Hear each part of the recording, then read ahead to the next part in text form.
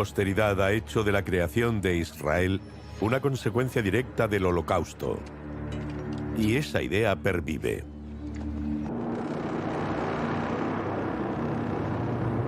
...8 de mayo de 1945... Alemania yace bajo los escombros, aplastada por la magnitud de sus crímenes.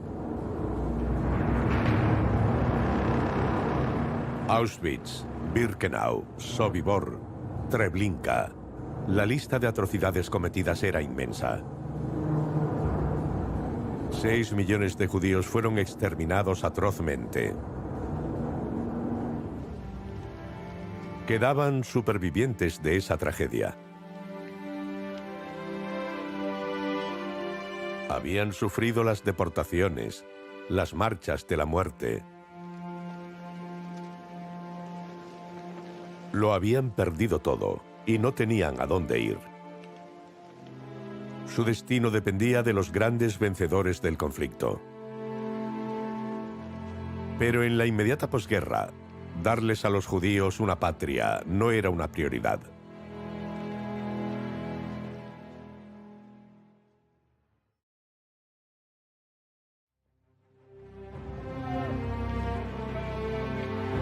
En ese momento los aliados se enfrentaban a innumerables retos. La tarea más urgente era restablecer las vías de comunicación, gestionar la gran cantidad de prisioneros alemanes y sobre todo repatriar a los millones de desplazados por el conflicto. La logística funcionó. En pocos meses, deportados, miembros de la resistencia, trabajadores forzados, civiles que habían huido de los combates y soldados desmovilizados volvieron a sus hogares.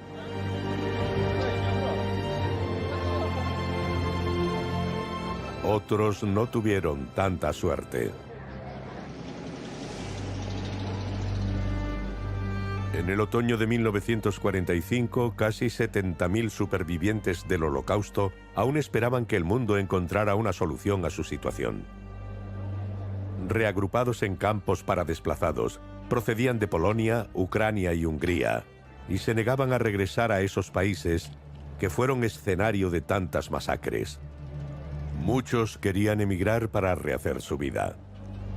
Pero pocos países les ofrecían asilo, e incluso Palestina, cuna de sus antepasados, se negaba a abrirles los brazos. ¿La razón? Los ingleses que gobernaban esos territorios se oponían a su llegada.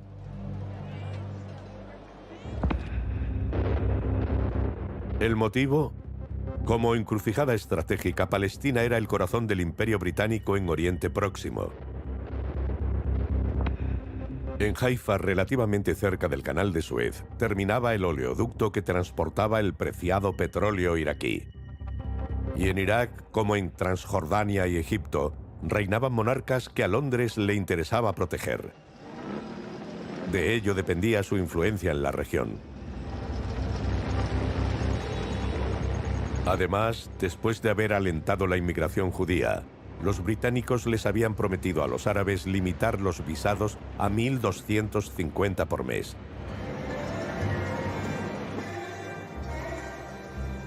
Presentes en la zona desde tiempo inmemorial, los palestinos, cristianos y musulmanes consideraban a los judíos como invasores, colonos. Para ellos, el trágico destino de los supervivientes del Holocausto no podía servir de pretexto para la invasión de su país.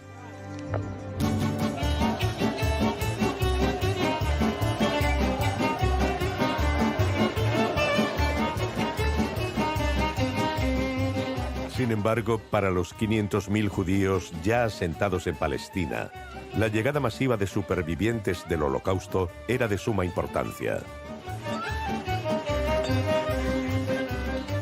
Emprendedores y constructores, desde la llegada de los primeros pioneros, no habían dejado de prosperar. Sus comunas agrícolas, los famosos kibutz, instalados en el desierto, se multiplicaron. En pocos años, la ciudad de Tel Aviv se convirtió en una moderna metrópoli de 200.000 habitantes.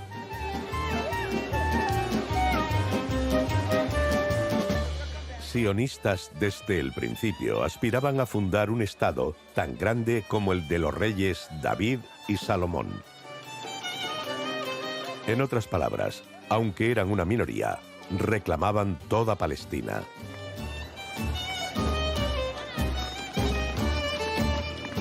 Pero este objetivo se topó con un gran problema.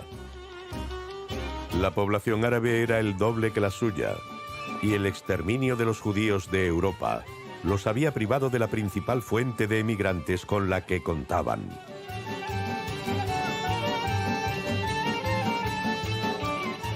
Por eso, si además los británicos restringían las condiciones de emigración, su proyecto de Estado estaba condenado al fracaso.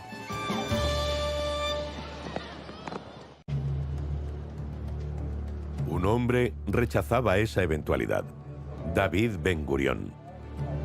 Al frente de la agencia judía, auténtico embrión de gobierno, su vida estaba centrada en un solo objetivo, una sola idea, una sola pasión: darle a su pueblo un Estado para que los judíos tuvieran al fin una tierra propia. El 16 de octubre de 1945, durante una visita a Alemania, el representante de los judíos de Palestina pasó a la acción.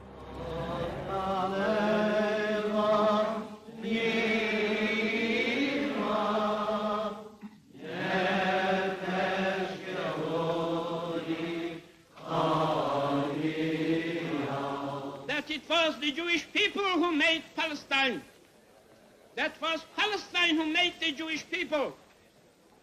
That no other people in the world made Palestine. Pragmático, sabía que los supervivientes eran una herramienta para la causa sionista y estaba dispuesto a todo para darle población a su futuro Estado. Rápidamente los campos de desplazados se transformaron en centros de reclutamiento. Para preparar a los que aspiraban a emigrar, los militantes sionistas daban lecciones de hebreo a los más jóvenes, o de geografía e historia.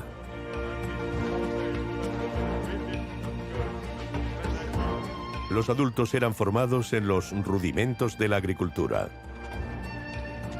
Para todos, aprender cantos y danzas populares cimentó la idea de una comunidad con un destino común. Con el paso de las semanas iba creciendo el número de voluntarios para la tierra prometida. Pero necesitaban visados y Ben-Gurión esperaba conseguirlos.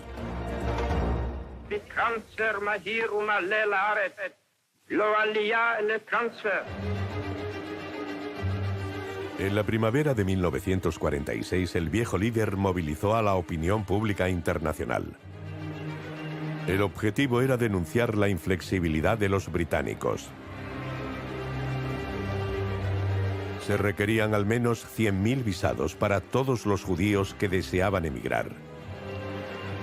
Todas las redes del mundo judío se movilizaron, en Europa y sobre todo en Estados Unidos, el aliado más fiel de Gran Bretaña. El mensaje del sionismo era claro: había que combatir la política migratoria británica.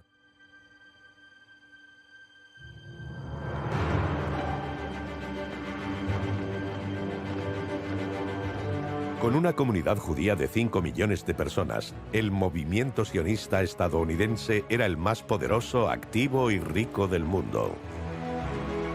Como Ben-Gurión, sus integrantes luchaban fervientemente por la creación de un Estado hebreo. Por ejemplo, Nahum Goldman, uno de los fundadores del Congreso Judío Mundial. There would have been the Jewish state in Palestine when Hitler appeared on the horizon and came to power. A state and a country which would have opened its gate to all the Jews who had to come. Pero a pesar de la fuerza del argumento, la razón de Estado no tiene que ver con estas consideraciones. Para el secretario de Estado estadounidense, George Marshall, apoyar a los sionistas suponía el riesgo de comprometer el acceso de Estados Unidos al petróleo en Oriente Próximo. Además, en los primeros años de la posguerra, el comunismo avanzaba y no quería dar la espalda a sus aliados británicos. El presidente Harry Truman estaba en un compromiso. Ferviente cristiano, su compasión por los judíos era sincera. fue más sensible a la tragedia del Holocausto que cualquier otro jefe de Estado. A pesar de las reticencias de sus asesores, se posicionó a favor de conceder los 100.000 visados que exigía Ben Gurión.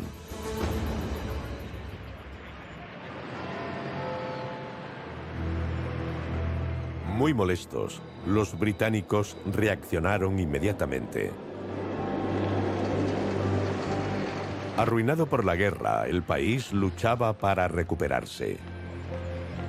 Hasta hacía poco gran potencia mundial, Gran Bretaña vivía con restricciones y escasez. El país no tenía dinero y sobrevivía gracias a la ayuda financiera de Estados Unidos. A pesar de esta dependencia, Ernest Bevin, el ministro de Asuntos Exteriores, no quería que se cuestionara su política migratoria. Indignado por la interferencia, respondió secamente a Truman que él debería acoger a los supervivientes en Estados Unidos. Rápidamente, la divergencia entre los dos países recorre las cancillerías. Nikolai Novikov, un diplomático soviético, alertó al Kremlin. La solicitud americana de permitir que 100.000 judíos entren en Palestina puede socavar las relaciones entre Estados Unidos y Gran Bretaña.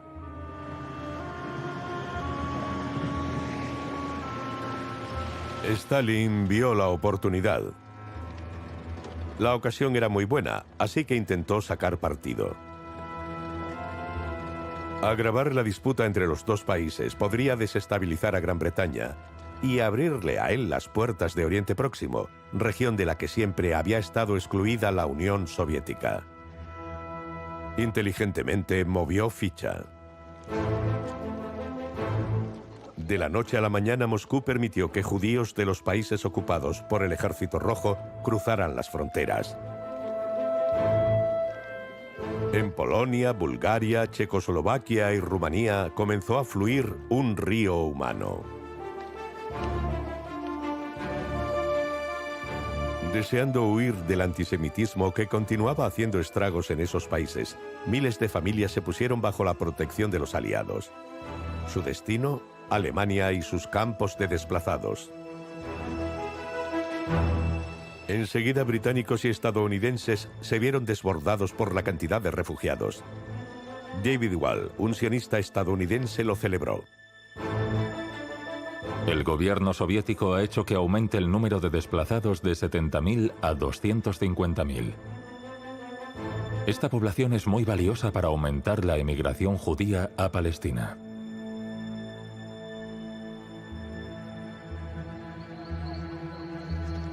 Mientras, en los 4 rincones de Europa, las redes de inmigración ilegal se multiplicaban. Cientos de judíos, con prisa por llegar a la tierra prometida, emprendían su aventura.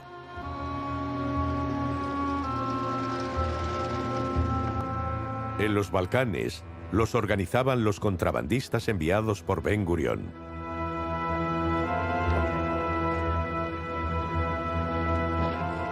Un viaje agotador por senderos y caminos de montaña, antes de llegar a pequeños y discretos puertos del Mediterráneo.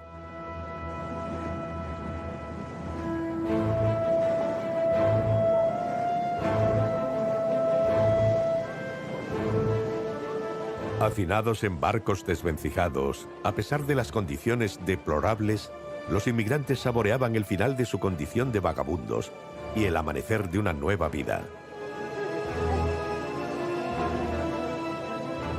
Un respiro de corta duración.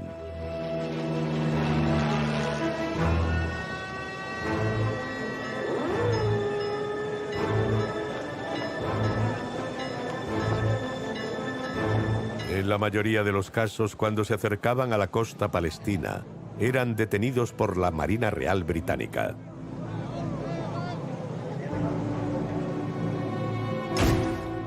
Los soldados británicos, cuyos pies hubiera besado porque me habían liberado en Alemania, abordaban nuestro barco con porras. Prisioneros de los británicos, los pasajeros eran conducidos bajo custodia a un campamento en Atlit, cerca de Haifa. Para ellos el paraíso prometido se había convertido en un infierno. Londres permanecía impasible y Ernst Bevin advirtió: los judíos de Europa no deberían querer sacar ventaja de su situación racial. Si intentan abrirse camino a codazos, que no se sorprendan si hay un resurgimiento del antisemitismo en Europa.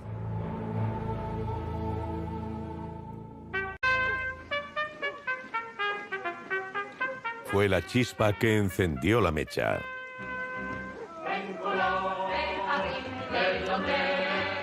Horrorizados, los judíos de Palestina comenzaron a rebelarse. Pacíficos hasta ese momento, los civiles se transformaron en combatientes. En la clandestinidad comenzaron a hacerse con armas. La sumisión era cosa del pasado. Había llegado la hora de demostrar que los judíos ya no se someterían a los dictados de los británicos.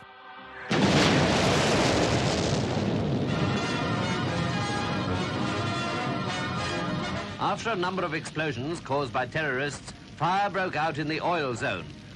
Rough estimates already put the cost at over £250,000.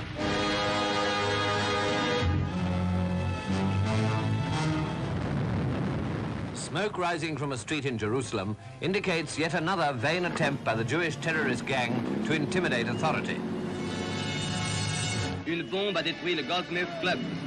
L'attentat a fait 14 morts et de nombreux blessés. Le pays de Moïse ne connaît plus d'autre loi que celle de la violence.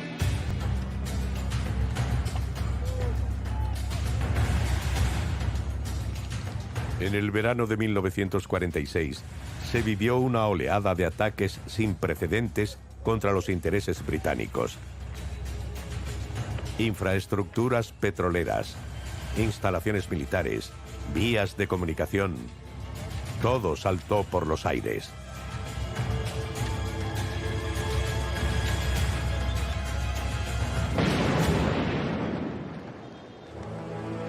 El 22 de julio se alcanzó otro nivel.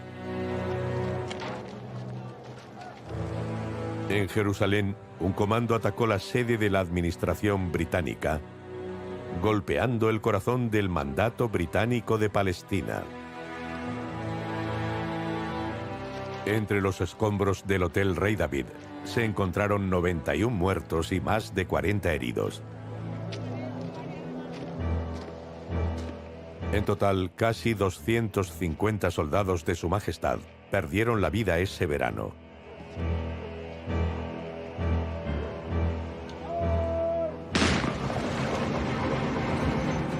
La represión fue despiadada. Calle por calle, casa por casa, se persiguió a los culpables, verdaderos o presuntos.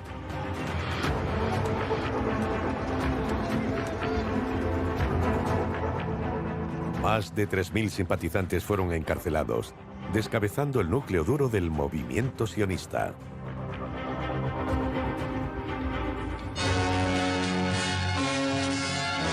At the docks, meanwhile, the drama of the illegal immigrant ships continues.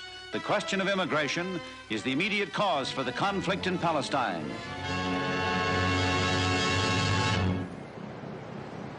Ante el flujo incesante de inmigrantes, los británicos redoblaron su severidad. Para los desafortunados que habían emprendido la travesía, el contacto con la tierra prometida se limitó a unos minutos en el muelle. Trasladados a barcos prisión en condiciones indignas, eran deportados a Chipre, donde se había creado un enorme campo de detención especialmente para ellos.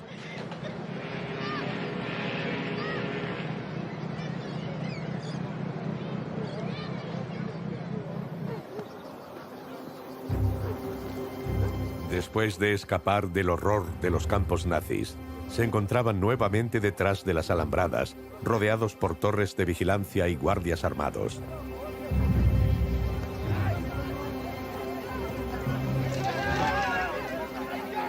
Encerrando a los judíos, después de todo lo que habían sufrido, Gran Bretaña demostró que no estaba dispuesta a ceder.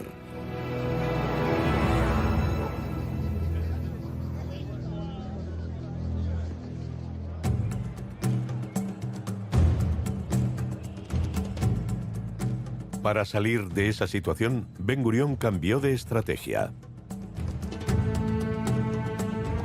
Buscando hacer más aceptable el proyecto sionista, abandonó la idea de pretender toda Palestina y reclamó solo una parte.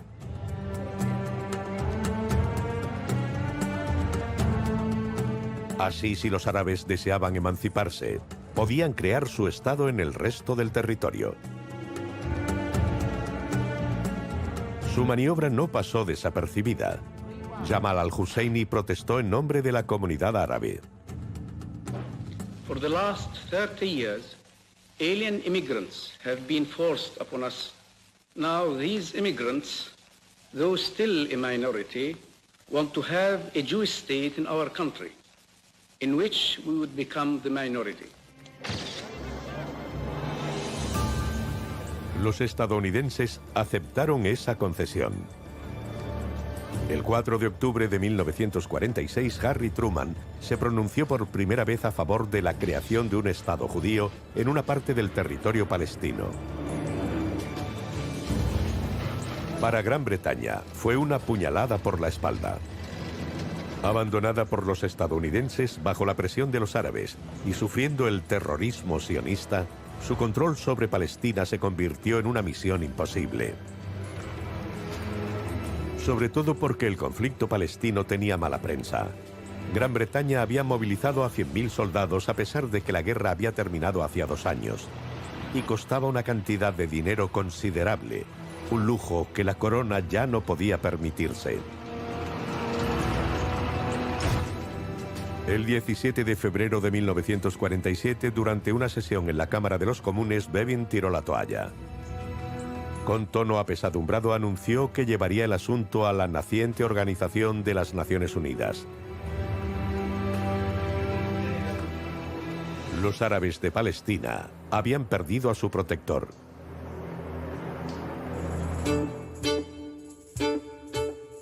En Moscú, Stalin estaba radiante. El problema de los refugiados le había resultado muy favorecedor. El frente angloamericano se había roto, el mandato británico estaba en las últimas y gracias al apoyo de sus países satélites, la URSS estaba en una posición de fuerza para influir en los debates en la ONU. La estrategia de Stalin para afianzarse en Oriente Próximo estaba tomando forma.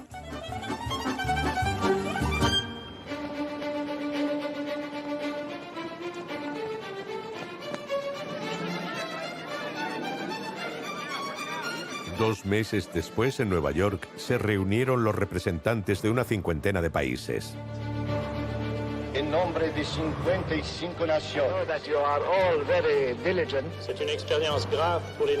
El objetivo de esa sesión extraordinaria era encontrar una solución política al conflicto que desgarraba Palestina, satisfaciendo a ambas comunidades. Dos comunidades que no partían en igualdad de condiciones. Del lado sionista, 2 talentosos lugartenientes de Ben Gurión, Abba Eban, que hablaba inglés con acento de Cambridge, y Moshe Sharet, un orador brillante. Estos 2 hombres partían con una ventaja. El movimiento sionista ya contaba con el apoyo de la mayoría de los países democráticos. En el otro lado, Jamal al-Husseini, en nombre del Alto Comité Árabe, defendía en solitario los intereses de los palestinos. La gran incógnita era la posición de la Unión Soviética. Todo el mundo estaba expectante. Moscú siempre había luchado contra la ideología sionista. Sus seguidores eran enviados sistemáticamente a los gulags o incluso asesinados. Pero Stalin era un personaje contradictorio. El 14 de mayo de 1947, Andrei Gromyko, su delegado, puso fin al suspense. Отрицание такого права за еврейским народом нельзя оправдать, особенно учитывая все то, что он пережил за Вторую мировую войну. Para sorpresa general, la URSS se pronunció a favor de la existencia de un Estado hebreo. Abba Eban estaba atónito. Era una gran oportunidad para nosotros. En un instante, todas nuestras predicciones y cálculos sobre el resultado del debate en las Naciones Unidas se dieron la vuelta. Las cosas no pintaban bien para el mundo árabe, pero el partido aún no estaba perdido. Para alcanzar un compromiso se creó una comisión presidida por Emil Sandström, un diplomático sueco. Su misión: viajar por Palestina, escuchar a ambas partes y encontrar una solución para Jerusalén y los santos lugares. I want to thank you, gentlemen, for the confidence you have shown me. It's certainly a very difficult task that has fallen upon me, and that with joint efforts we shall be able to achieve the mission which has been given to us. Ese verano, Emil Sandström, acompañado de 11 delegados, aterrizó en Tierra Santa bajo un sol abrasador. Aparte de algunos notables, los líderes árabes se negaron a cooperar. Palestina era su tierra, no había necesidad de constatar lo obvio. Por ese boicot, a los miembros de la comisión se les negó el contacto con la población. Solo pudieron pasear por los pueblos y observar la indigencia.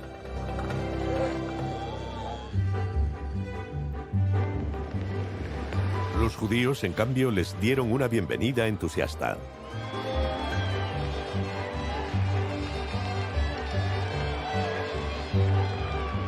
Ben Gurión hizo todo lo posible por deslumbrar a sus visitantes. Canciones, bailes, no se escatimó en nada. Fue un auténtico acto de propaganda.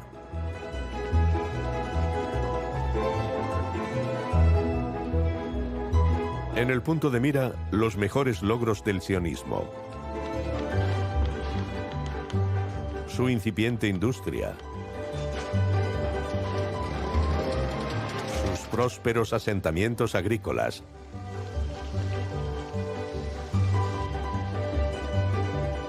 Su eficiente sistema escolar.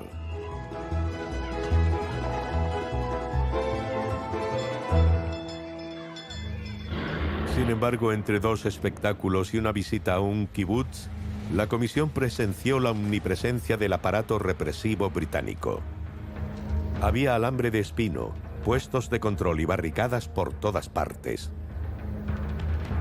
El delegado guatemalteco describió un verdadero estado policial. Aprovechando la presencia de la Comisión de la ONU, la agencia judía montó una operación que causaría una honda impresión.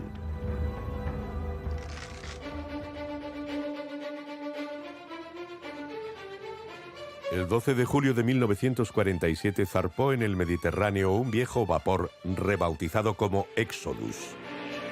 A bordo viajaban 4.500 supervivientes del Holocausto, liderados por militantes listos para combatir. Para Ben Gurión, el objetivo no era llevar inmigrantes ilegales al país, sino instrumentalizar su deportación. Un cálculo que daría sus frutos. Frente a Gaza, el barco fue avistado por los británicos. Los soldados abordaron el barco y estalló una lucha. El resultado: 3 muertos y 28 heridos entre los pasajeros.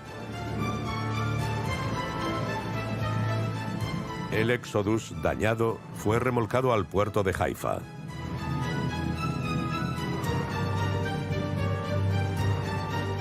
Emil Sandström y sus compañeros fueron avisados y presenciaron un espectáculo repugnante. Ante sus ojos, los pasajeros fueron trasladados a barcos prisión antes de ser devueltos a Alemania, el país de sus verdugos.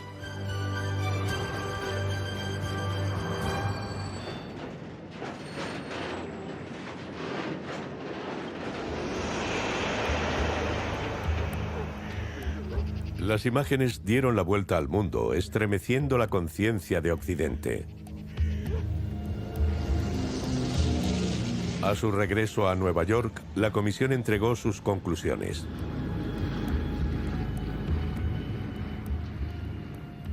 Las recomendaciones eran: poner fin al mandato británico, dividir Palestina en 2 estados independientes, uno judío y otro árabe, y hacer de Jerusalén, la ciudad santa de las tres religiones, una zona internacional. En un instante, el ánimo de los países árabes se oscureció. Transjordania, Egipto, Siria e Irak amenazaron con una intervención militar si se aprobaba la partición.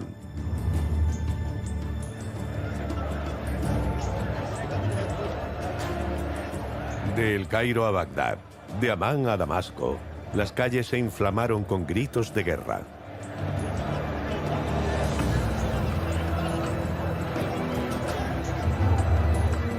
En Palestina se organizaron milicias, se distribuyeron armas.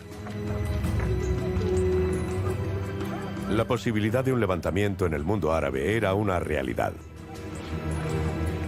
Un regalo para Stalin, que había apostado por esta agitación para desestabilizar la región. En Washington la desconfianza también crecía. George Marshall estaba preocupado. Oriente Próximo era una zona de contención del comunismo y con el inesperado acercamiento entre sionistas y soviéticos se corría el riesgo de que cayera bajo la influencia de Moscú.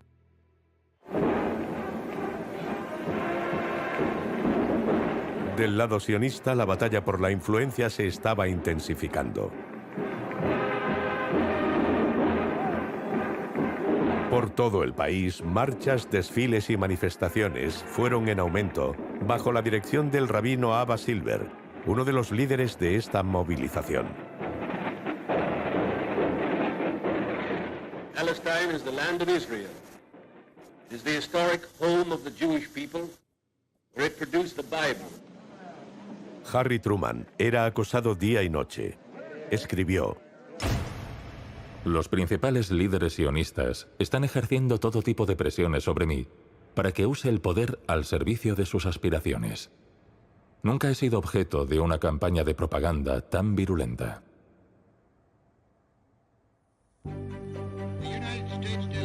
El 11 de octubre de 1947, Estados Unidos anunció oficialmente que apoyaría la partición de Palestina en 2 estados. A raíz de esto, las naciones del mundo libre hicieron lo mismo. Encantada de poner un clavo en el ataúd del mandato británico, la URSS, seguida de sus países hermanos, también se unió a la partición. Cuando de repente, unos días antes de la votación, la delegación sionista se dio cuenta de que aún le faltaban algunos votos para ganar. Temerosos de que los comunistas tomaran ventaja, Estados Unidos se apresuró a demostrar que también tenía poder para cambiar esa situación. Inmediatamente se hizo una ronda de llamadas a diplomáticos y empresarios estadounidenses. Se le pidió a Firestone, el gigante de la industria de los neumáticos, que ayudara. El industrial fue amenazado. Si no lo hacen, los boicotearemos. Y sus plantaciones de caucho se pudrirán en el acto, para gran desgracia de Liberia. Firestone se encargó de convencer a las autoridades liberianas. También se ejercieron presiones similares sobre Filipinas y Haití. A los países pobres dependientes de los subsidios de Washington, la diplomacia del dólar los obligó a apoyar a su benefactor.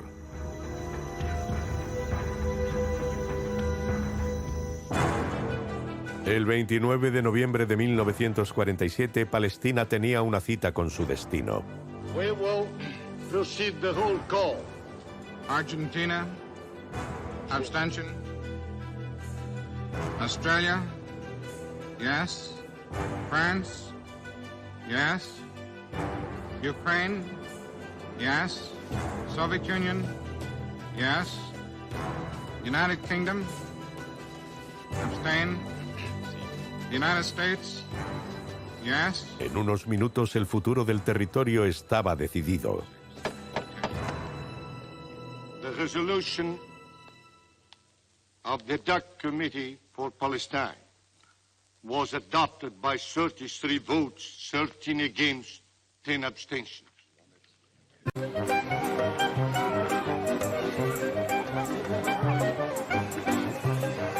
Tras el anuncio del resultado, los judíos estaban exultantes. Después de 2000 años de espera, habían alcanzado su objetivo. En unos meses, su estado vería la luz. Sin embargo, David Ben-Gurión era menos optimista. Escribió en su diario: Hoy bailan. Mañana llorarán lágrimas de sangre.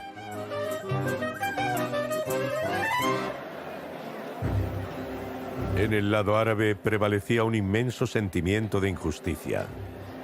Amin al-Husseini, presidente del Consejo Supremo Musulmán, anunció: Lucharemos. Lucharemos contra la división del país. No aceptaremos ningún acuerdo.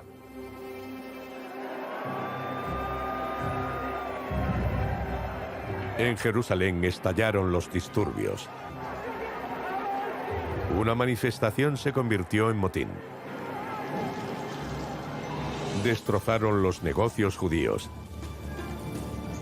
7 judíos fueron asesinados ese día. Miles de palestinos se organizaron. Atacaron asentamientos judíos. Pronto los tiroteos aislados se convirtieron en combates en toda regla. A pesar de sus sesiones diarias de yoga, David Ben-Gurión seguía ansioso. El apoyo de Moscú había allanado el camino para un Estado hebreo, pero su supervivencia ya estaba amenazada. Los estados árabes se preparaban para atacar en cuanto saliera el último soldado británico. Tenían tanques y aviones. Ben-Gurión no tenía nada. Su modesto ejército, equipado para la guerra de guerrillas, no podría hacerles frente. Necesitaba armas y rápido. Una vez más, Stalin le ofreció un salvavidas.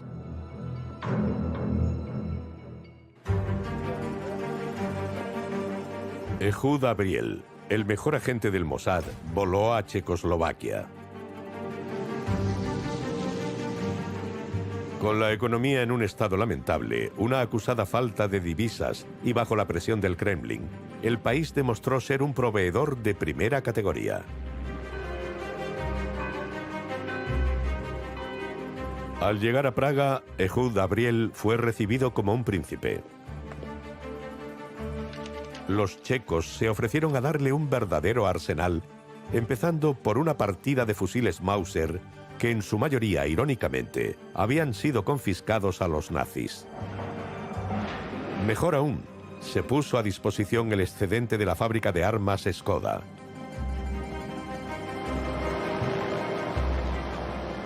Una mujer fue la encargada de buscar los fondos para el proyecto. Golda Meir, amiga íntima de Ben-Gurión. Los únicos donantes potenciales eran los 5 millones de judíos estadounidenses que ya estaban contribuyendo mucho, pero ella supo encontrar las palabras para animarlos a donar. Jews who are fighting in Palestine, the state of Israel, are fighting for the only thing that they have in their possession. It means life or death to them. And I'm here to ask the Jews in the United States that as long as they will give us the aid that we require, in a very short time, the state of Israel will be a state in peace. Durante 2 meses recorrió Estados Unidos. De Los Ángeles a San Francisco y de Nueva York a Chicago se sucedían reuniones, galas y rifas, y el dinero fluía generosamente.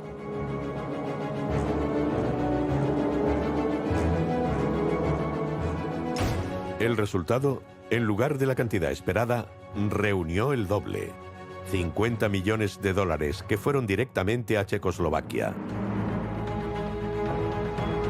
Las armas se embalaron en Praga, atravesaron Hungría y se embarcaron en cargueros en Yugoslavia.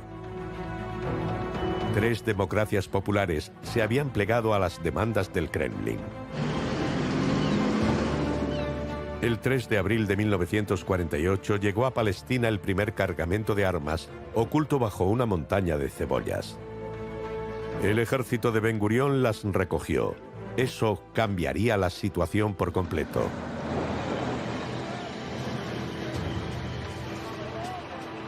El 14 de mayo de 1948, después de 3 décadas de dominación, las últimas fuerzas británicas abandonaron discretamente Palestina.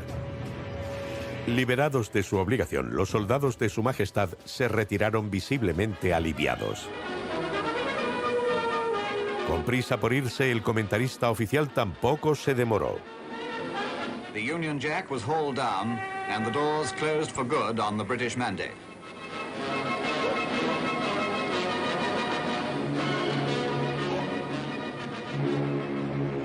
El mandato británico en Palestina había concluido.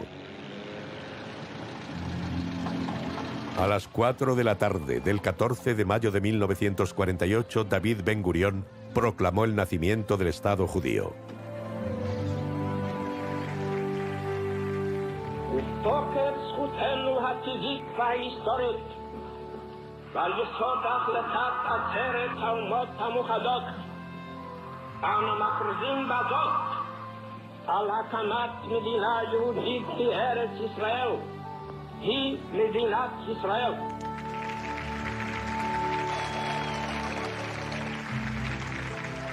Sin embargo, no reconoció el papel decisivo que tuvieron los soviéticos en su creación.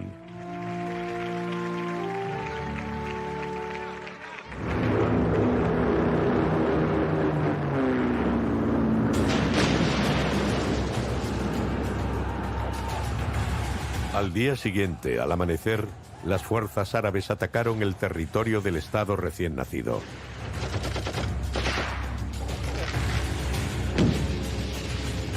Comenzó una fiera batalla, pero gracias a las armas suministradas por los checos, el ejército israelí estaba preparado para soportar el choque. Ahora tenía el equipo necesario para defender sus fronteras y repeler a los atacantes. A medida que avanzaban las tropas israelíes, iban tomando los pueblos árabes uno a uno. Huyendo del enfrentamiento, muchos pueblos ya estaban desiertos. Los árabes que quedaban fueron expulsados mediante la violencia o la intimidación.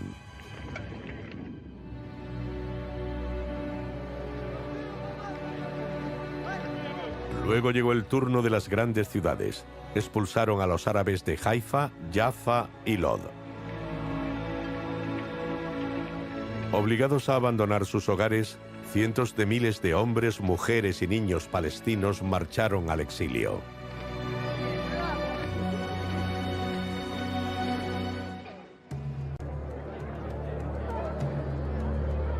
Al mismo tiempo, los supervivientes del Holocausto que languidecían en los campamentos llegaron en masa a su nuevo país. Los primeros fueron los detenidos en Chipre. Su sueño de la tierra prometida se cumplía al fin.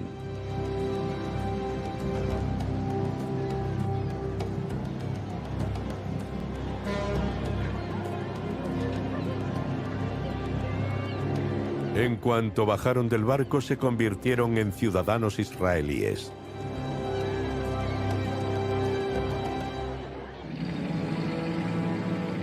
Los hombres en edad de combatir se unieron inmediatamente al ejército. Muchos llevaban en el antebrazo el tatuaje de deportados.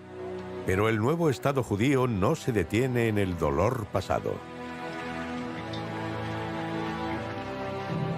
Tras unos días de instrucción, eran enviados al frente para defender su nueva patria. Durante el conflicto, 1 de cada 3 víctimas israelíes era un superviviente del Holocausto.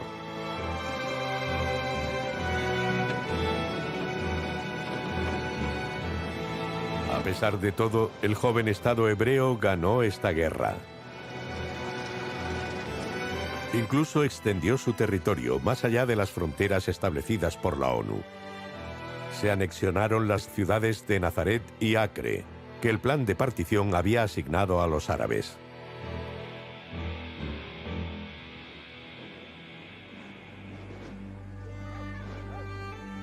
Fue una victoria militar y también demográfica. Los 750.000 árabes desposeídos, hacinados en los campamentos de Gaza y Cisjordania, nunca regresaron. Su derecho a volver se discutió en la ONU, pero Israel se negó a acogerlos, respaldado por Moscú, que siempre lo apoyó e impuso su veto.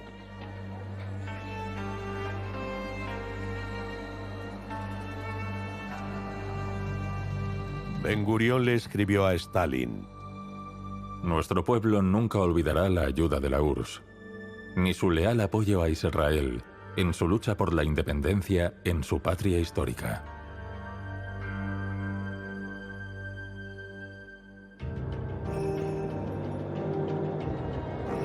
Pero la luna de miel entre los dos países no duraría. El entusiasmo de los judíos soviéticos por Israel preocupó rápidamente al Kremlin. Stalin lo vio como una amenaza que podía alejarlos del ideal comunista, que era la base de la patria. Nombrada embajadora en Moscú, Golda Meir fue testigo del deterioro de esta alianza, que poco a poco llegaría a su fin. Ella diría: a partir de enero de 1949, los judíos rusos pagaron muy cara su traición. 5 meses después no quedaba ni una sola organización judía en Rusia. A ningún judío soviético se le permitiría emigrar a Israel.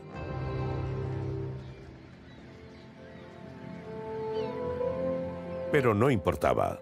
Desde el primer año de su creación llegaron al país cerca de 300.000 judíos de toda Europa.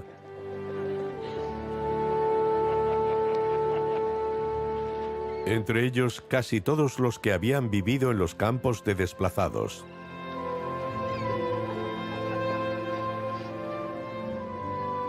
Memorias vivas del genocidio guardarían silencio sobre sus sufrimientos para integrarse con los israelíes nativos, que permanecerían sordos a sus tragedias.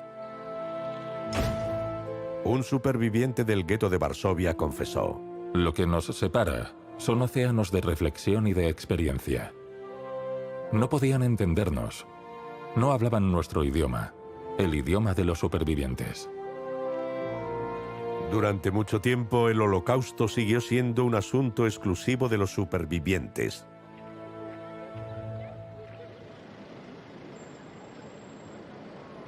Desde entonces, el tiempo ha pasado y el Holocausto está ahora en el corazón de la identidad israelí. Se ha convertido en un asunto de todo el país. Una vez al año, el Día del Recuerdo, todo se detiene. El país se para y guarda silencio en recuerdo de sus mártires.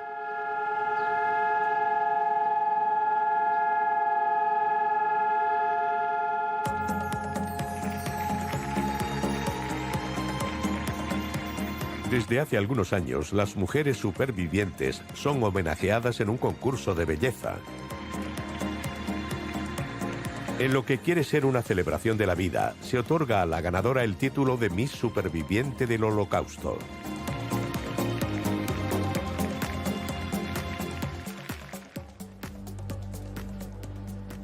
La tragedia de los judíos europeos legitima ahora con tanta fuerza la existencia del Estado judío, que el mundo ha olvidado que su creación fue resultado del juego cínico de las grandes potencias. En realidad, las cenizas de Auschwitz no pesaron casi nada en el nacimiento de Israel.